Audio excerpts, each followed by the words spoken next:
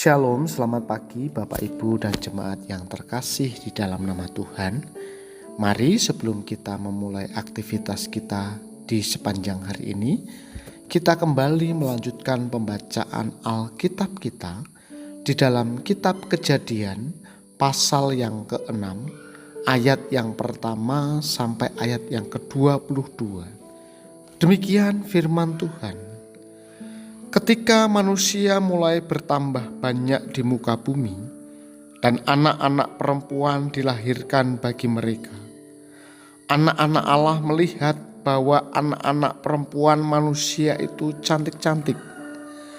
Lalu dari antara perempuan-perempuan itu mereka ambil sebagai istri siapa saja yang mereka sukai.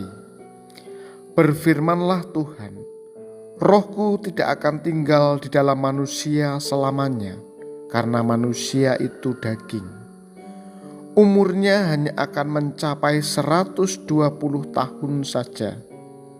Pada waktu itu dan juga kemudian, ada orang-orang raksasa di bumi ketika anak-anak Allah menghampiri anak-anak perempuan manusia, dan perempuan-perempuan itu melahirkan anak bagi mereka. Mereka itulah orang-orang yang gagah perkasa di zaman purbakala, orang-orang ternama.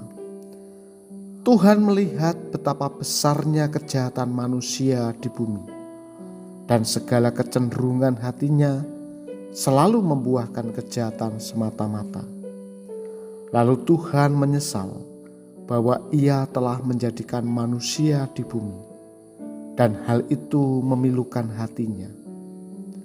Berfirmanlah Tuhan, Aku akan menghapus manusia yang telah kuciptakan itu dari muka bumi, baik manusia maupun hewan, binatang-binatang melata dan burung-burung di udara. Sebab aku menyesal bahwa aku telah menjadikan mereka. Tetapi Nuh mendapat kemurahan hati Tuhan. Inilah riwayat keluarga Nuh. Nuh adalah seorang yang benar dan tidak bercela di antara orang-orang sezamannya, dan hidup bergaul dengan Allah. Nuh mempunyai 3 anak laki-laki, Sem, Ham, dan Yafet. Di hadapan Allah, bumi sudah rusak dan penuh dengan kekerasan. Allah menilik bumi itu dan ternyata benar-benar rusak, sebab semua manusia menjalani hidup yang rusak di bumi. Berfirmanlah Allah kepada Nuh, Aku telah memutuskan untuk mengakhiri hidup segala makhluk, sebab bumi telah penuh dengan kerusakan dan kekerasan oleh mereka. Sekarang aku akan memusnahkan mereka bersama dengan bumi. Buatlah bagimu sebuah bahtera dari kayu gofir. Bahtera itu harus kau buat bersekat-sekat dan harus kau lapisi dengan ter di sebelah luar dan dalam. Beginilah harus kau buat bahtera itu. 300 hasta panjangnya, 500 hasta lebarnya, dan 30 hasta tingginya. Buatlah atap pada bahtera itu dan selesaikanlah bahtera itu sampai sehasta dari atas, dan pasanglah pintunya pada lambungnya. Buatlah bahtera itu bertingkat bawah, tengah, dan atas. Sesungguhnya aku akan mendatangkan air bah meliputi bumi untuk memusnahkan segala makhluk yang memiliki napas hidup di kolong langit. Segala yang ada di bumi akan binasa. Tetapi aku akan membuat perjanjianku denganmu. Engkau akan masuk ke dalam bahtera itu, engkau bersama dengan anak-anakmu, istrimu, dan istri anak-anakmu. Dari segala yang hidup, dari segala makhluk, 1 pasang dari semuanya itu haruslah kau bawa ke dalam bahtera, supaya terpelihara hidupnya bersama Engkau. Jantan dan betina harus Kau bawa. Dari segala jenis burung, dari segala jenis binatang melata di tanah, dari segala jenis hewan, dari semuanya itu harus datang satu pasang kepadamu, supaya terpelihara hidupnya. Sedangkan Engkau sendiri, bawalah segala yang dapat dimakan. Kumpulkanlah itu kepadamu untuk menjadi makanan bagimu dan bagi mereka. Lalu Nuh melakukan semuanya itu, tepat seperti yang diperintahkan Allah kepadanya. Demikianlah dilakukannya. Bapak, Ibu, dan jemaat yang terkasih di dalam nama Tuhan. Sejak kejatuhan manusia, narasi kitab Kejadian menunjukkan betapa kuatnya dosa membelokkan hidup manusia. Kejahatan terjadi di mana-mana, bahkan dalam konteks ibadah. Sekalipun demikian, terjadi pengecualian. Nuh hidup bergaul dengan Allah. Ini bukan berarti Nuh tidak berdosa, melainkan ia hidup saleh.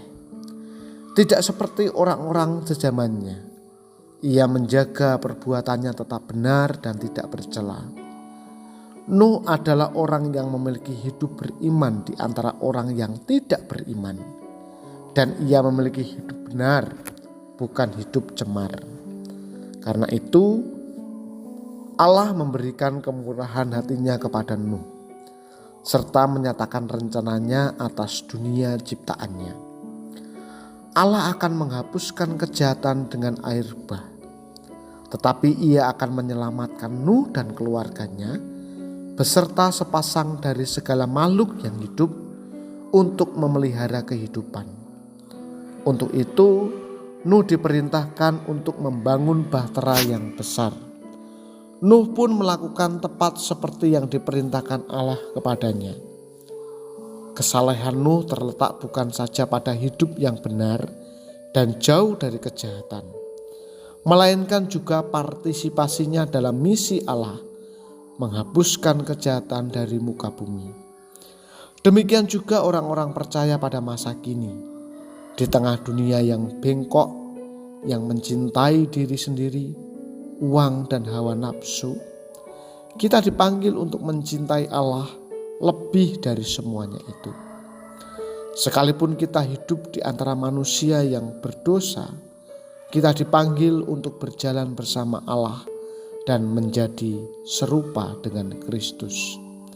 Selain itu, kita juga dipanggil untuk berpartisipasi secara aktif dalam misi ilahi di tengah dunia. Di sepanjang sejarah, Allah telah, sedang, dan akan memperbaharui dunia. Semua unsur dosa akan hilang dan digantikan dengan keindahan, keadilan, dan kebenaran Allah.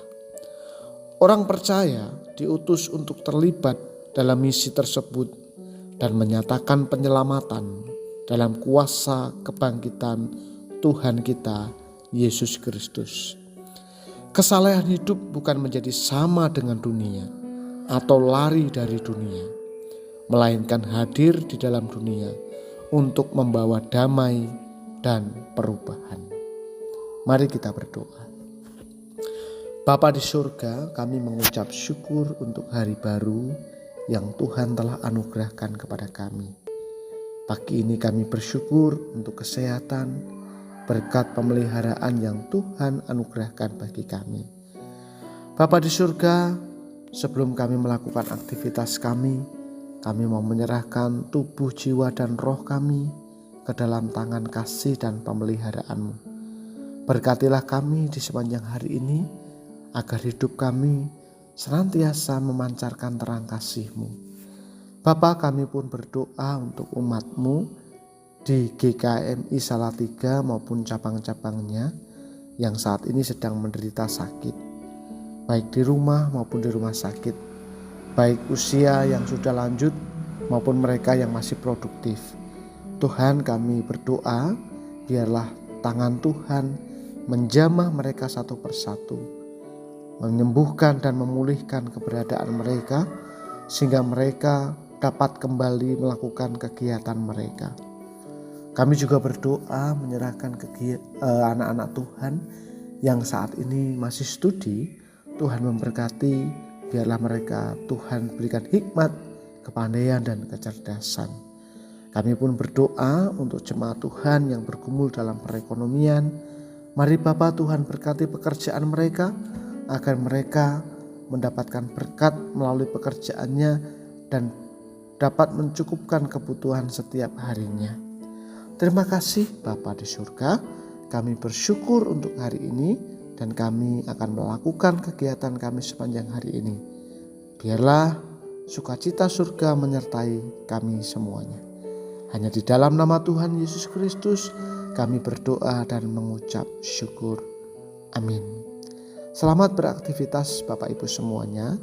Tuhan Yesus memberkati.